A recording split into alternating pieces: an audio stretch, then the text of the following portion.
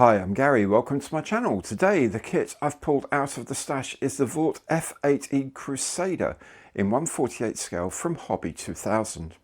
If you enjoy the video, don't keep it to yourself. Give it the imperial thumbs up, hit the notification bell and subscribe to the channel. It's a great way to show your support. Now, about this kit.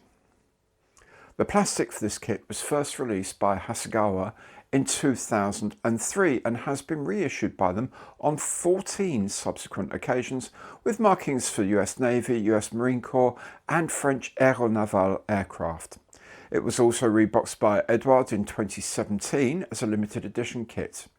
This Hobby 2000 release was the second rebox they issued, the first being for US Navy MiG killers. This year, 2025, Hobby 2000 also reissued the F-8J, externally pretty much the same as the F-8E, but with slightly amended wings with boundary layer control. So, now we've seen the history, let's make a start with this version of the kit by looking at the box it comes in.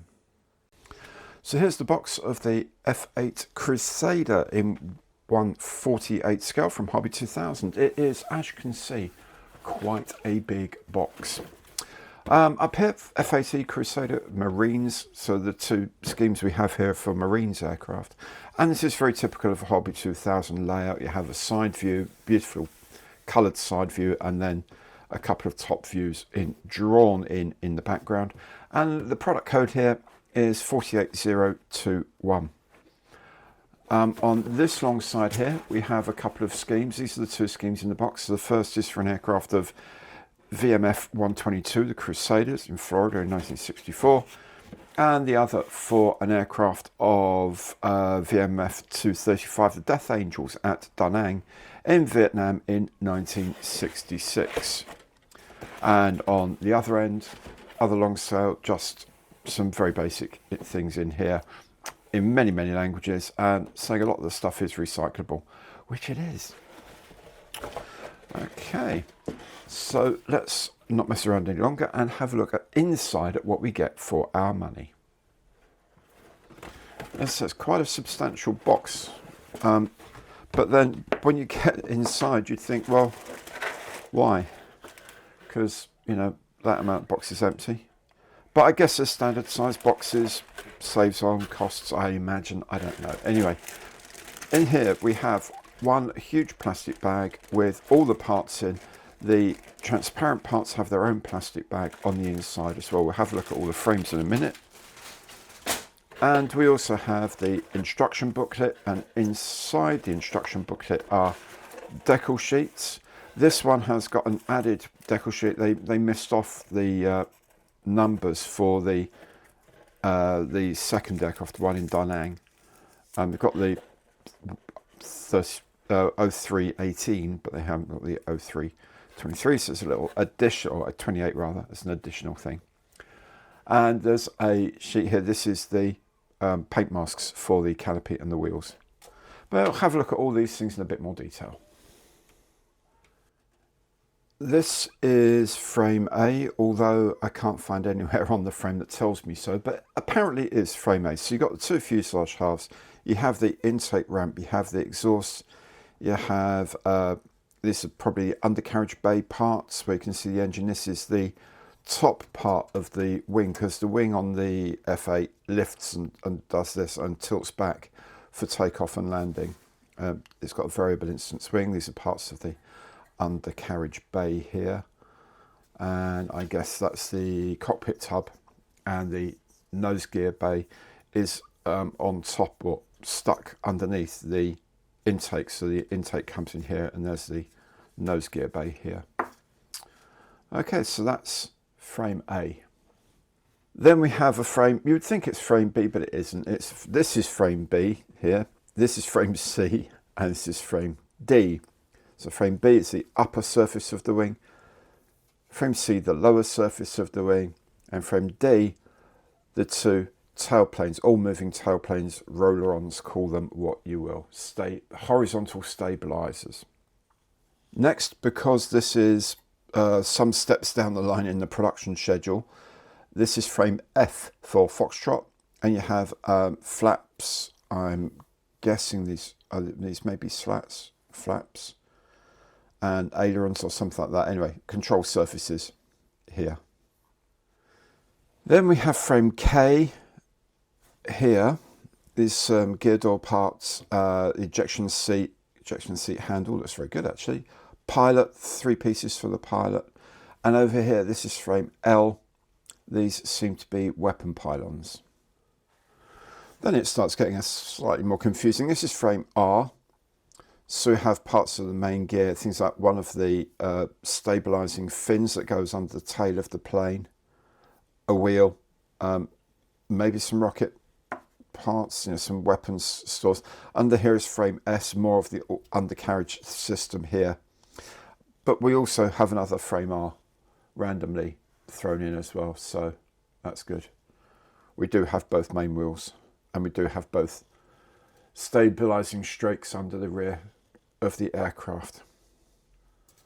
Then we have 2 frames T for Tango. These are Zuni rocket pods that go on the sides of the fuselage, unguided rocket pods.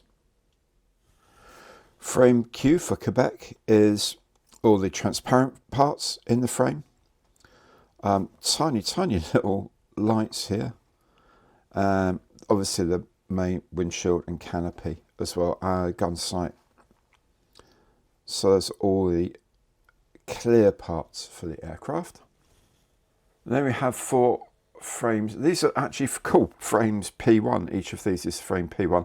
These are small plastic grommets. Now what these allow you to do is put things like the wings on, but also these connect through the back of the aircraft, the stabilators, so they turn up and down together. They're just going to connect things. I'm not going to have that all that moving around nonsense. But anyway, they're there if you want them. Looking at the plastic now, it's very nicely moulded. The moulds have held up exceptionally well, I think. Or they've been really well cleaned up. There's very little flash in these. The panel lines are lovely. This is going to be so nice to do with sort of pale grey and white. These panel lines are going to be so good to show up how they all work. Yeah, these exhausts are nicely deep cut, and around the tail ends, the sort of riveting around the jet exhaust covers are lovely. Detail inside the undercarriage bays. Lots of pipes and lines. All looks very nice. Don't know how accurate it is, but it looks great. Likewise, that's part of the undercarriage bay as well. This. On the other side, I can see, looking down into the detail inside the exhaust there is really nice. I'm tempted to try and get some dry brushing into that to bring that up so you can actually see it a bit. Cockpit tub is kind of rudimentary. As you can see, I mentioned before, the instruments sort of sit up slightly, which is going to make the decals difficult. So I'll dry brush all of those. That's no problem. But otherwise, I mean, all of the connections, all these lines in here, absolutely sharp. The ejection pin marks are gone. Really no flash to speak of at all, and that's very impressive. You can see the pilot figure here, really nicely sculpted. Look at this flight suit details here. All of this stuff, all looks really nice. Hands look good. The other hand is over here. Turn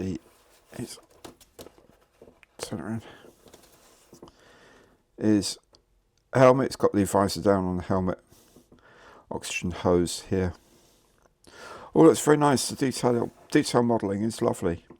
You know, the ejection seat has got straps here. I guess this is the top of the back, so you can see the things that go into the back of his personal harness here. Very lovely, very impressive. So here we have the decal sheet. The whole point of the Hobby 2000 range is that they get plastic that's actually pretty cool, and then they add to it new decals and a paint mask as well. So this is the decal sheet that comes with this Marines F8 kit, and it's printed by Cartograph. They get Cartograph decals. They are the best in the world, I think, generally accepted to be the best in the world, which means you get a great set of decals, even though the plastic may not be absolutely up to date. Here we can see different markings of the different squadrons. This is VMF 235, VMF 122 with the sword symbol on the dark blue. You'll notice that the dark blue is considerably darker than on the artwork.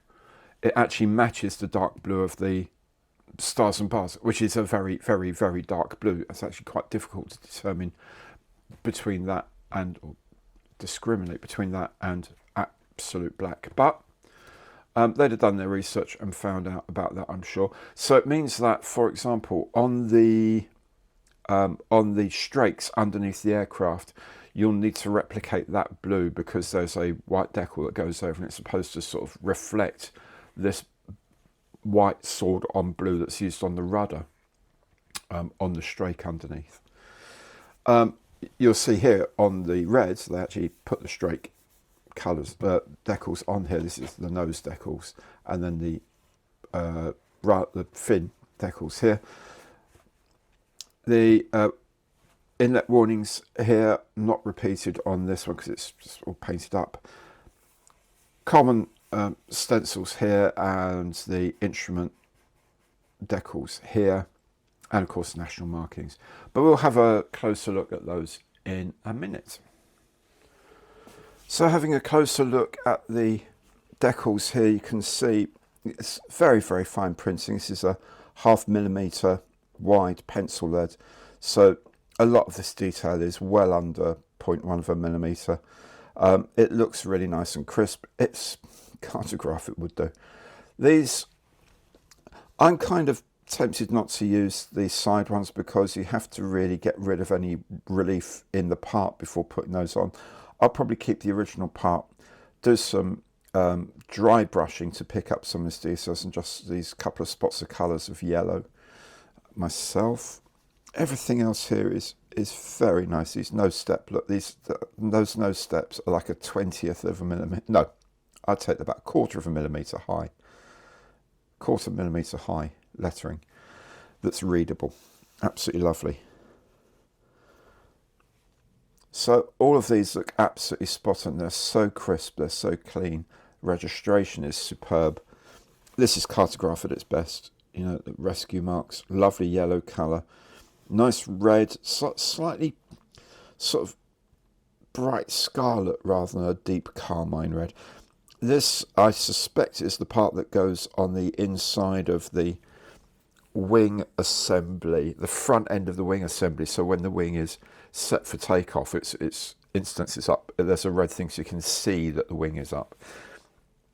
I suspect I might end up painting that because that's going to have to sit on something. I don't think that the part it sits on is actually completely flat. I think it's got holes or something. Anyway, we'll see later.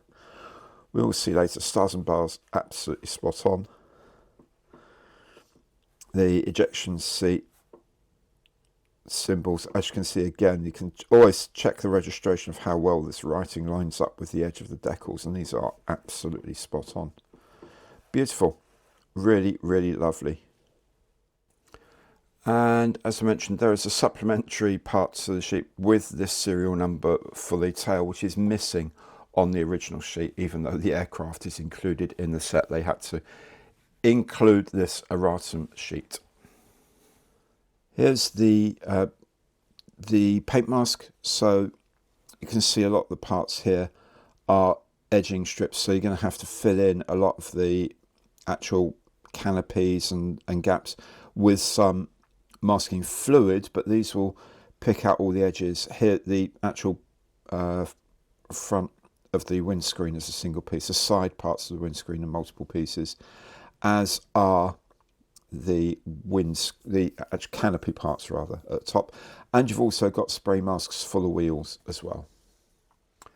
Onto the instruction sheet then, and this is how Hobby 2000 tend to do things. That reprise of the box art at the front, frame map here, layout of the paint mask set here so you know which bit goes where later on, And then colour callouts here, descriptive ones, and then they are coded for AK Interactive Alclad 2, which is interesting, Ammo, Hataka, Mr. Colour, Revell and Tamiya. Tamiya ones are probably okay. Revell, I don't know if they're still right. Don't know if Mr. Colour is. Ammo should be roughly the same, but they're on, like, goodness knows how many generations further down the line some of these people are now. AK are the same. So I'm not entirely sure how many of these colours are actually realistic anymore.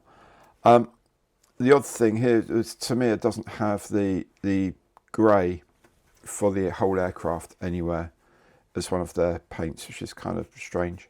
Or is it chromate yellow, which is slightly odd. AK has everything, Mr. Colour has everything, as you might expect.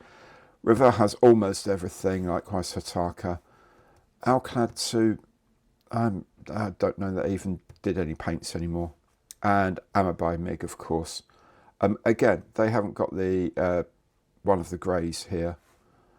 And black. They don't have a colour code for black, which is, don't know why. That black as opposed to that black. I don't know. Maybe one's satin and one's matte. Whatever. I'm not sure. Anyway, colour codes are there. Inside, it's a gatefold style. The instructions look relatively clear. Some of the translations from the original Japanese are not absolutely brilliant. Please attach a seat after a control stick. So they can use maybe. But then yeah, my Japanese is appalling. There's a part here where you're supposed to cut something off. And it also says an additional handicraft is to drill out the little hole there. Not entirely sure what that means. Anyway, here is the diagram if you want the wings up or down. If you want to have the wings down, like as it was flying, for example, or quite often when they were parked, the flaps and slats are retracted. Whereas if you have the main wing up, as a lot of the time it was on the ground, certainly when the power was on, you'd lift up the wings and also approach and landing and things like that. Then it shows you the angles that you should put the flaps and the leading edge slats at. These are simple bending ones, so you don't have to put any reds on the surface because they're not on, say, a Skyhawk, the slats sit on top of the wing like this on the leading edge. And then when you deploy them, they sort of slide forward and droop, exposing an inside bit of the wing. And that's why it's painted red, so you can see that the flaps are down or slats are down. And then when you go back into the air, they close up behind. Here it's just a simple bending mechanism. So there's no red to expose. So it's worth remembering for later on. Gear assembly. The gears on a lot of these Navy planes were pretty chunky, so should be reasonably simple to make. He said confidently. All the rest here, yeah, you can see here there's wing down and wing up for where the jacks rest to hold the wing in place. Options here for the Zuni rocket launcher. As I said earlier, they provide these are ground attack rockets, unguided ground attack rockets. You can put those on as well. The main weapon of this aircraft was the 20mm cannon it carried. It was known as the Last Gunfighter. On this part, actually I'll expand it that way, there we go.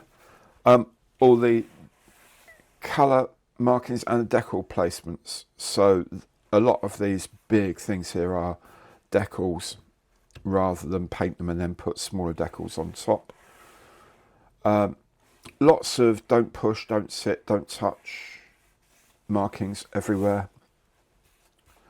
But not anything like as bad as, say, a Phantom. It looks horrendous at first, look at that, but then you've got like ejection seat markings and canopy ejection markings and rescue. So it's not like a lot of these are tiny, tiny, tiny little black things that are really just frankly annoying. Most of those actually mean something and will be readable, probably, and will contribute to the look of your aircraft, I suspect. I hope so, because I'll probably be doing them all. Anyway, that's the instruction sheet. So there it is, not at all a bad kit. The moulds have held up pretty well, and the extra value from the Castlegraph decals and the canopy paint mask makes this a very attractive proposition, I think. Now, if you've enjoyed this video, please remember, Give it the imperial thumbs up, hit the notification bell and subscribe to the channel. Thanks for watching. Hope to see you on another video where I pull a kit at random from the stash. Goodbye for now.